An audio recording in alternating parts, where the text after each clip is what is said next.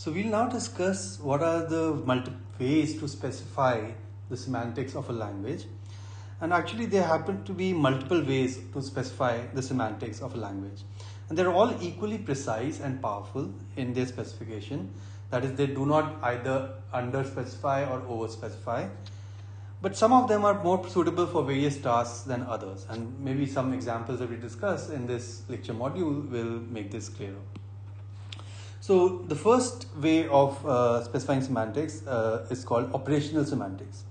This describes the program evaluation via execution rules on an abstract machine. So there's the notion of an abstract machine which has some state, and then there are some instructions, and as the instructions get executed, the state of the abstract machine is mutated. All right, and so this is what is meant by operational semantics. And this is very useful for specifying implementation, and this is what we are going to also use to specify the semantics of the toy language that we have discussed in this course so far. And there are two types of operational semantics: big step and small step.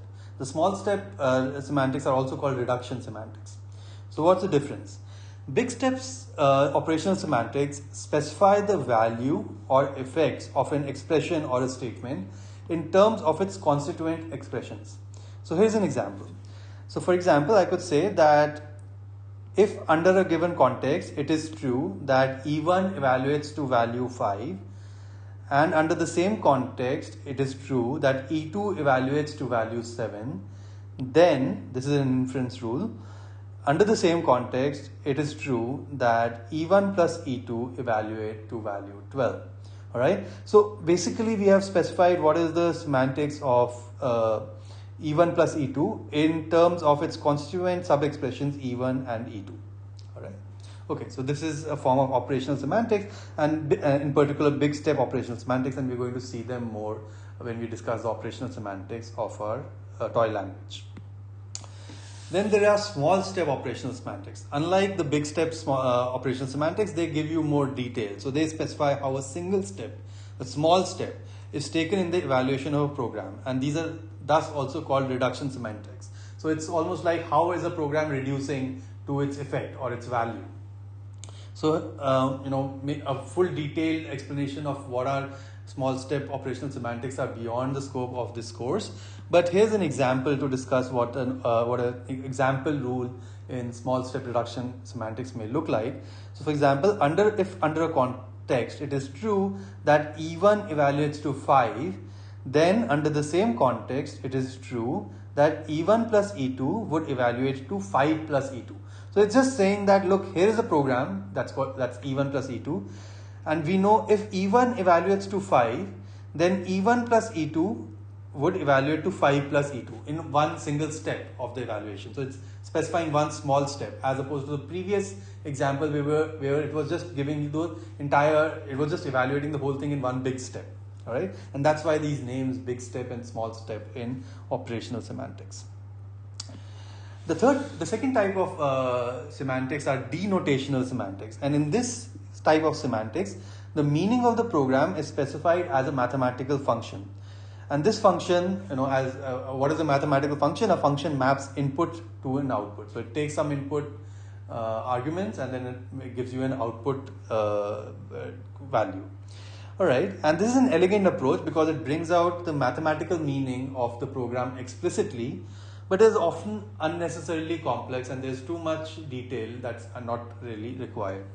So for example, here is an example of a denotational semantics. Once again, the full treatment of denotational semantics would require a more detailed example of a language and how denotational semantics are being specified and used for that language, but that's beyond the scope, outside the scope of this course.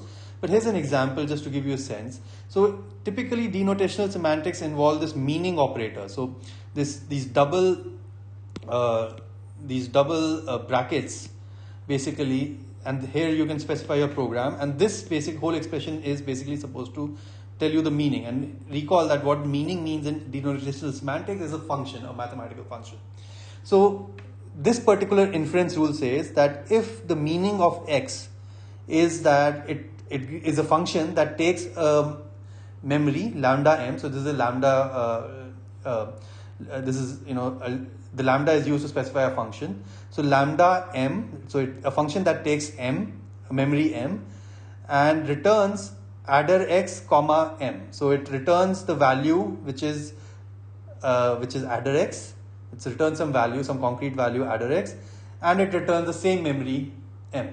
All right. So just a different way of representing it. I'm just representing the meaning of a variable x as its address, as a function that takes an input state, which is let's say the only state in the program in the machine is a memory. So it takes an input state which is m, and then returns the same m. That means it doesn't modify m at all, and it returns the value of x, which is supposed to mean the address of x. All right, and in that, if that is true, then x equals 0, here x equals 0 is an assignment, is a function that takes a memory m and returns 0 as the value of this particular expression. So the value of this particular expression is just 0.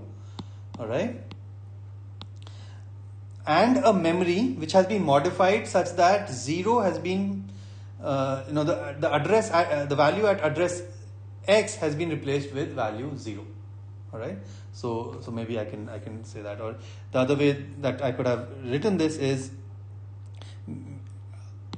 adder x, the same memory, except that adder x is now mapping to 0.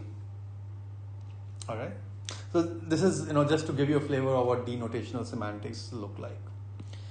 The third type of semantics are called axiomatic semantics, and here the program behavior is described via logical formulae, potentially temporal formulae. All right, so we don't really get into detail of what are all the different types of logics and their corresponding formulas, but we'll take an example to see what an axiomatic semantics look like. And axiomatic semantics are the foundations of many program verification systems.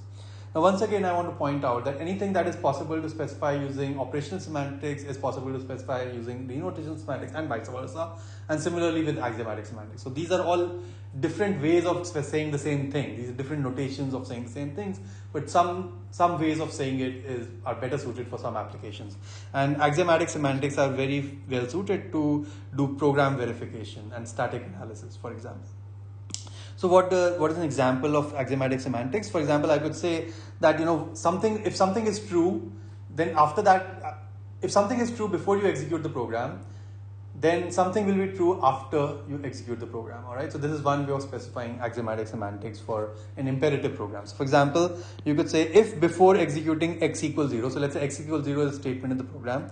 If before executing x equals 0, if this is true about your program, so for example, x plus y is equal to 10. This is just random stuff. So if x plus y equals 10 and y plus z equals 4, then after x equals 0, it will be true that y plus z would still remain 4 because neither y or nor z would have been modified, and x would be equal to 0. Now, this will be called a precondition. So before executing the program, this is a precondition, and this is the post condition. All right, and this is just one way of specifying axiomatic semantics, and this is just a very kind of crude example where we just using some predicates that we assume to be true in the beginning, and then what should be the predicates that are assumed to be that must be true at the end.